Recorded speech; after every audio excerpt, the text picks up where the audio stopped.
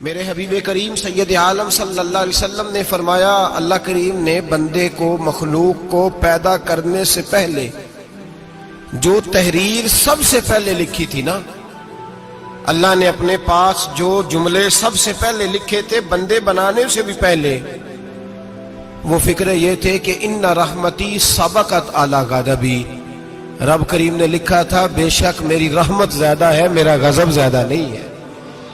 اس نے لکھا تھا کہ میری رحمت ہمیشہ میرے غضب پر غالب رہے گی، غلبہ رحمت کا ہے۔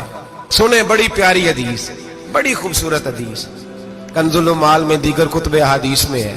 حضرت ابو ہریرہ رضی اللہ تعالیٰ عنہ فرماتے ایک بابا جی نبی پاک کی بارگاہ میں آئے، اور جب وہ واپس جانے لگے تو میں نے عمر پوچھی تو عمر تھی 96 سال۔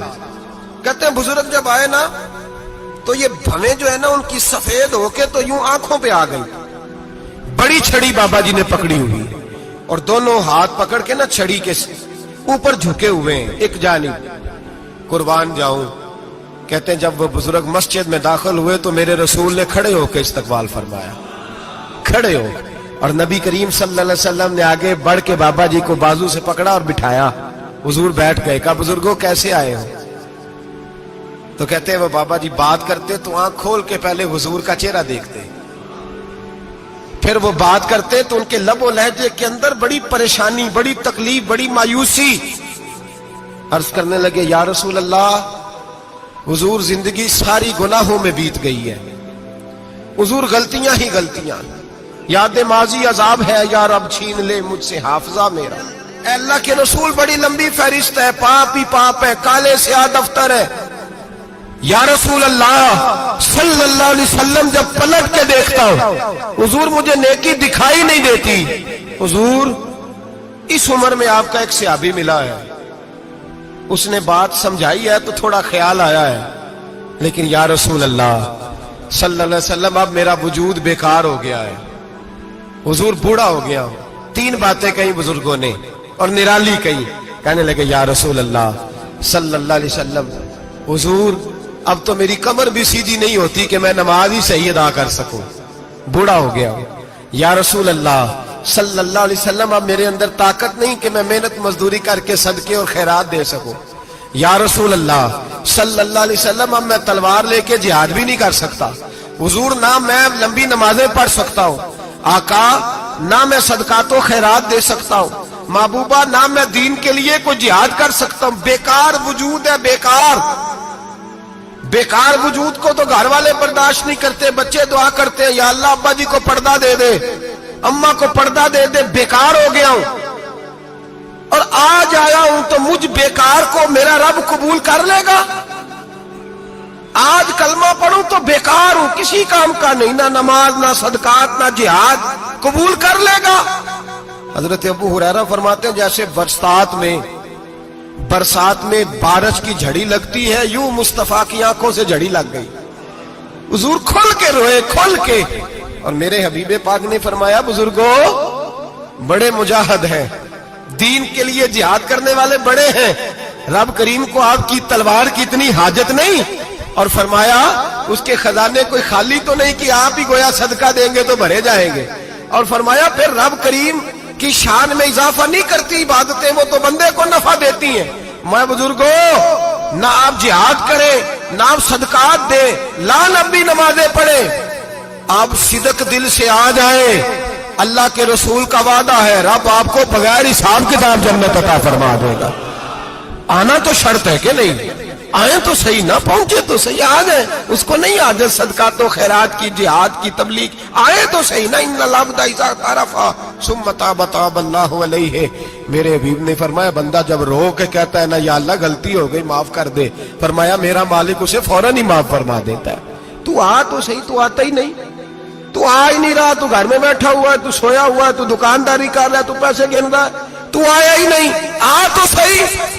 بلکہ میرے نبی پاک فرماتے ہیں جب اللہ پاک کا بھاگا ہوا غلام آتا ہے پھر تو اللہ زیادہ راضی ہوتا ہے، پھر تو اللہ زیادہ راضی ہوتا ہے، زیادہ راضی ہوتا ہے، تو آ تو صحیح، پہنچ تو صحیح۔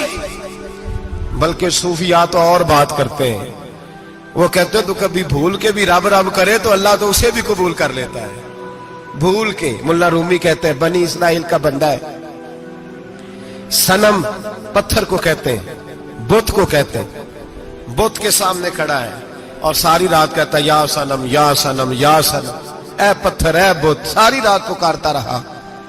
रात गहरी हो गई, नींद का गलबा थक गया, सोने के करीब आया तो गलती से मुंह से निकल गया या समद, या सनम की जगह निकल गया। रब करीम ने फरमाया जिब्रील दौड़ के जा, जो मांगता इसे दे दे। हजरत जिब्रील अर्ज करते हैं मौला भूल के तेरा नाम ले रहा है, भूल के ले रहा है।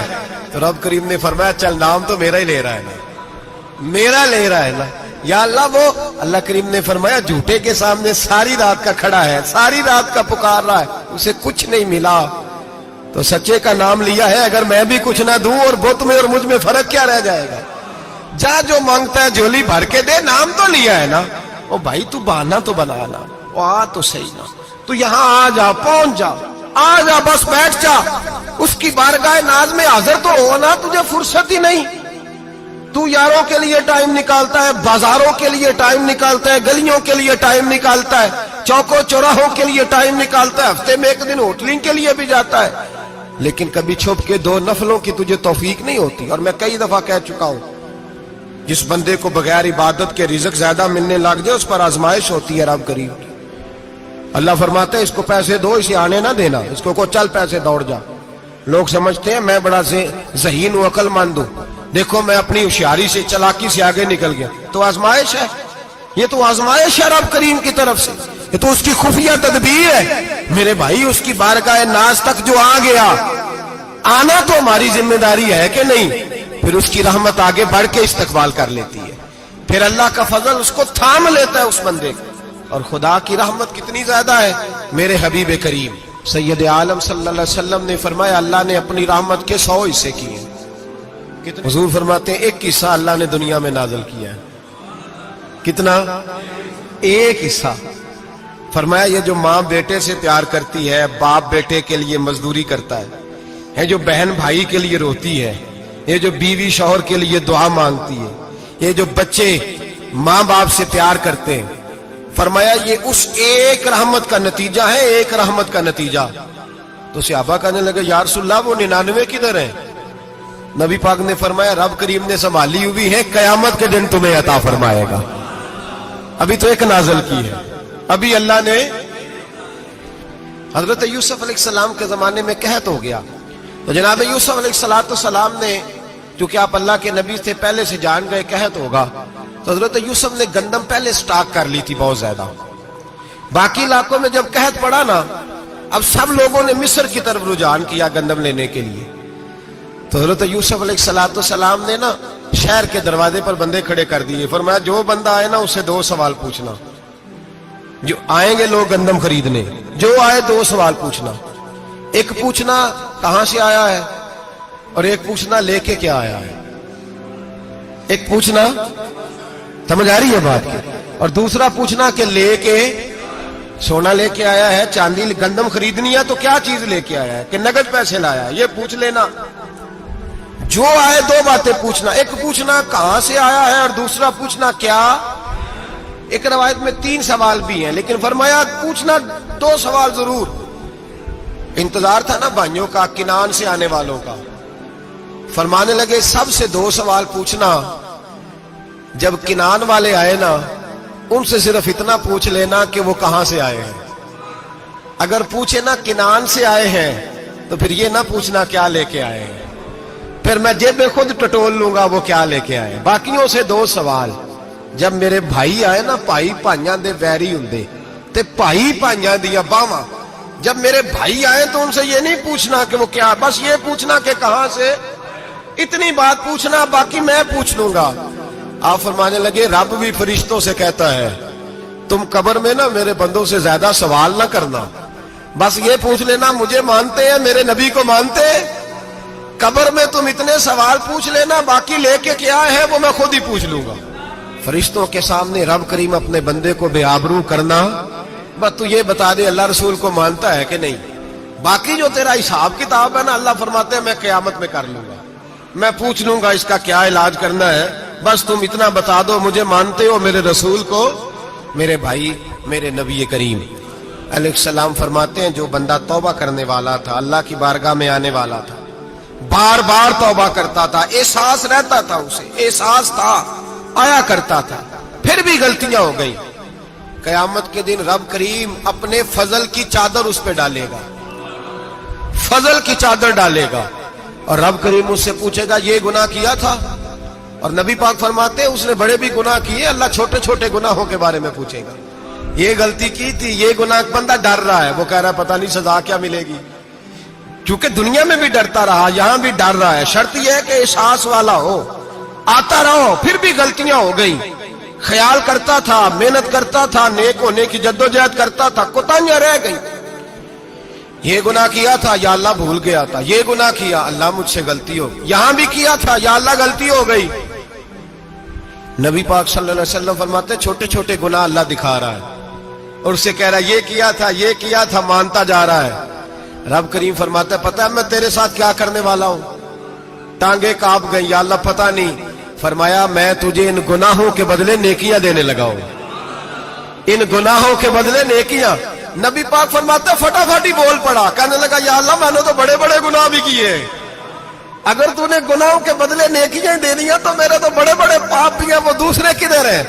تو میرے حبیب کریم علیہ الصلوۃ والسلام فرماتے ہیں رب مسکرائے گا جو رب کی شان کے لائق ہے۔ اللہ فرمائے گا تیرے دل میں احساس تھا، تو آیا کرتا تھا، تو توبہ کرتا تھا، تو میری بارگاہ ناز میں آتا تھا، پتہ تیرے اوپر چادر کیوں ڈالی ہے؟ یا اللہ نہیں، فرمایا میں تجھے اپنی رحمت کی چادر میں چھپا کے جنت میں داخل کرنا چاہتا ہوں۔ میرے بھائی تو آ تو صحیح، تو پہنچ تو صحیح۔ میرے نبی کریم علیہ الصلوۃ والسلام نے ایک دن صحابہ سے پوچھا ایک بات تو بتاؤ، بخاری مسلم کی حدیث ہے، یا رسول اللہ پوچھئے۔ نبی پاک صلی اللہ علیہ وسلم نے فرمایا اگر کوئی آدمی صحرا میں سفر کر رہا ہو، بہت بڑا صحرا ہو، اونٹ پر اس کا سفر ہو اور اس نے اونٹ پر کھانے پینے کا سامان باندھا ہو، پیسے بھی رکھے ہو، پانی بھی رکھا ہو، تھک گیا سفر کرتا کرتا، درخت کی ایک ٹہنی کے ساتھ اونٹ کی نکیل باندھی اور درخت کے نیچے لیٹ گیا آرام کرنے کے لیے۔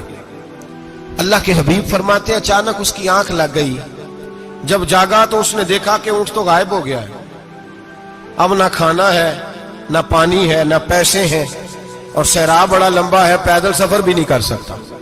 تھوڑا سا ڈھونڈا، پھر موت کا انتظار کرنے لگا، سوچنے لگا اب موت آئے گی، اب مر جاؤں گا۔ اللہ کے محبوب فرماتے ہیں تھوڑی دیر گزری، جب بالکل مایوس ہو گیا تھا تو اچانک نظر پڑی تو اونٹ اس کا سامنے کھڑا تھا۔ نبی پاک سے صحابہ سے پوچھتے ہیں بتاؤ، اس کی کل کائنات اجڑ گئی تھی، راز ضائع ہو گئی تھی، ہر شے لٹ گئی تھی، دوبارہ اسے مل گئی ہے، بتاؤ اسے کتنی خوشی ہوگی؟ صحابہ کہنے لگے یا رسول اللہ نئی زندگی مل گئی اس بندے کو، وہ ساری دنیا سے زیادہ راضی ہے۔ تو میرے کریم رسول صلی اللہ علیہ وسلم نے فرمایا رب کریم کا نافرمان بندہ جب اس کی بارگاہ میں آ کے توبہ کرتا ہے تو اللہ اس سے بھی زیادہ راضی ہو جاتا ہے۔ نافرمان جب آ کے کہتا ہے یا اللہ معاف کر دے، آئندہ نہیں کرتا، میں اللہ تو راضی ہو جاتا ہے۔ اور حبیب پاک علیہ السلام فرماتے ہیں وہ اتنا کریم ہے، جب بندہ اپنے رب سے صلح کر لیتا ہے، توبہ کر لیتا ہے، تو اللہ زمین کو کہتا ہے تو بھول جا میرے بندے نے گناہ کیا ہی نہیں، آسمان سے کہتا تو بھول جا میرے بندے نے گناہ کیا ہی نہیں۔ پھر رب کریم فرشتوں سے فرماتا ہے کہ مٹا دو جو تم نے لکھا تھا، میں نے اپنے بندے کے ساتھ صلح کر لی ہے۔